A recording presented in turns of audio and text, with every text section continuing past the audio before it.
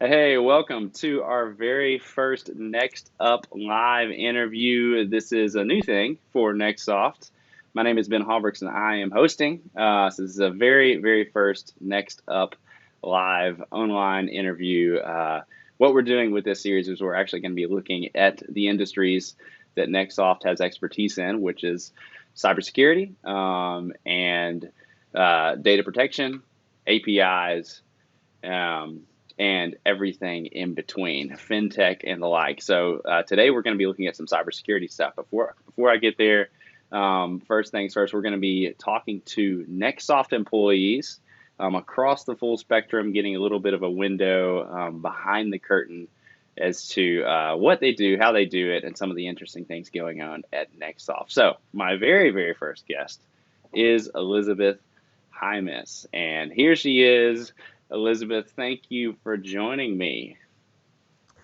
Thank you, Ben. Thank you so much for having me. I'm gonna say a brief introduction about who you are before we launch into this interview. Elizabeth is part of our Threat Advice platform operations management team, which means she does lots of neat and interesting things. But one key thing that I wanted to talk to her about this morning that I think you guys would be interested in is phishing, and that's phishing with a PH, not fishing with an F. Though for all I know, maybe you do go fishing, Elizabeth. That's right. But that's not the fishing we're talking about today.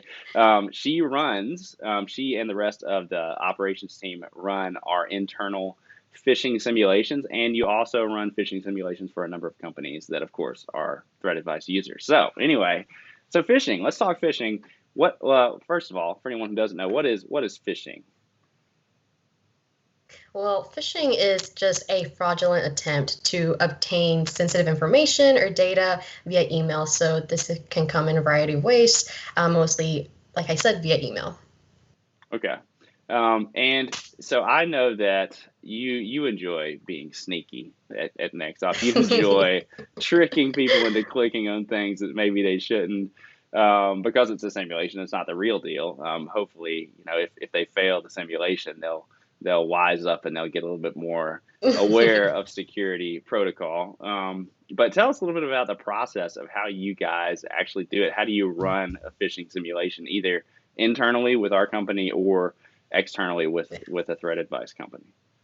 Absolutely. So there are different steps that we take in order to, schedule a phishing simulation. The first thing that we do is we send out our domains and IPs to the client, and that way they can whitelist them.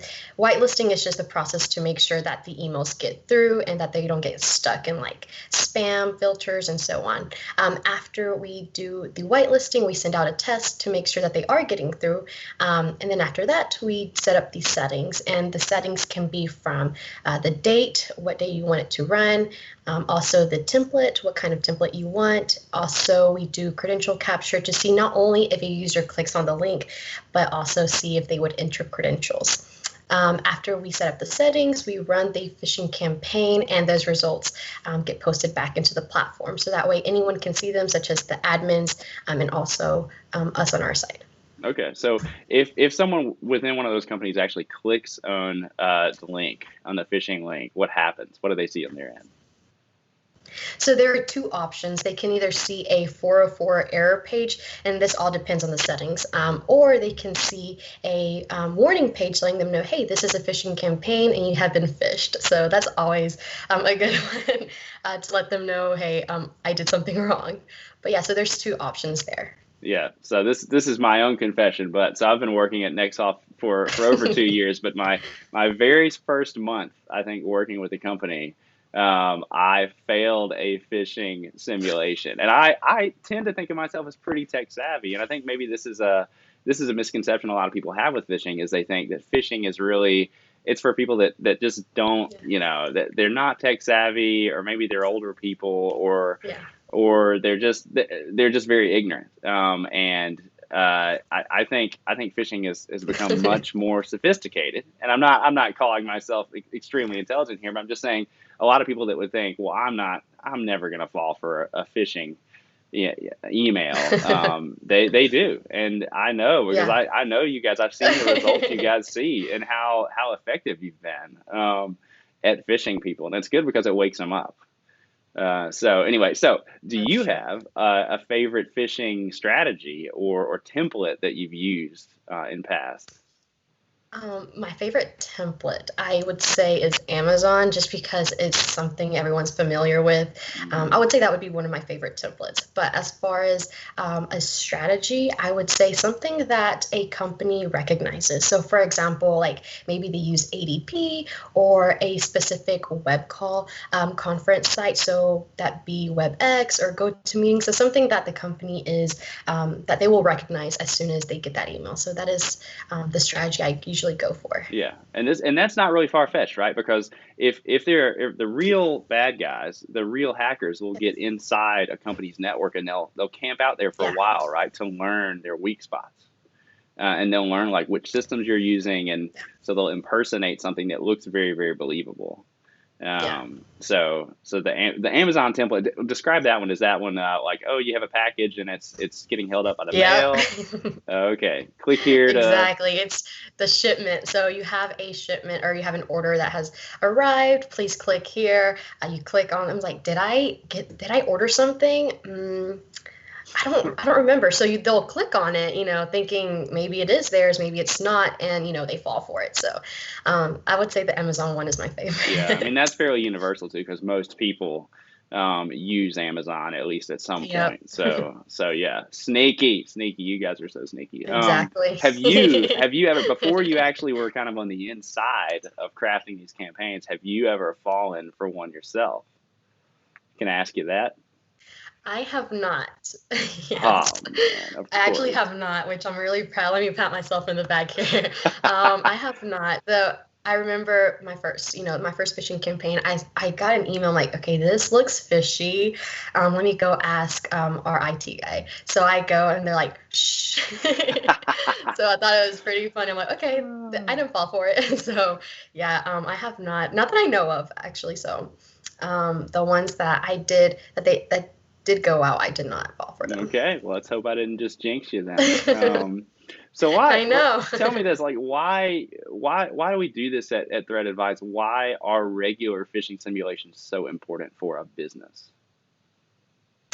Yeah, so they're important just so a company can see where they stand at as far as security wise, and also for employees to be able to recognize any of those attempts. So, for example, they can see, they become more aware and start looking out for senders, signatures, and the content, suspicious links. So, the more they're familiar with these phishing campaigns, then the more they'll be able to spot an actual phishing attempt.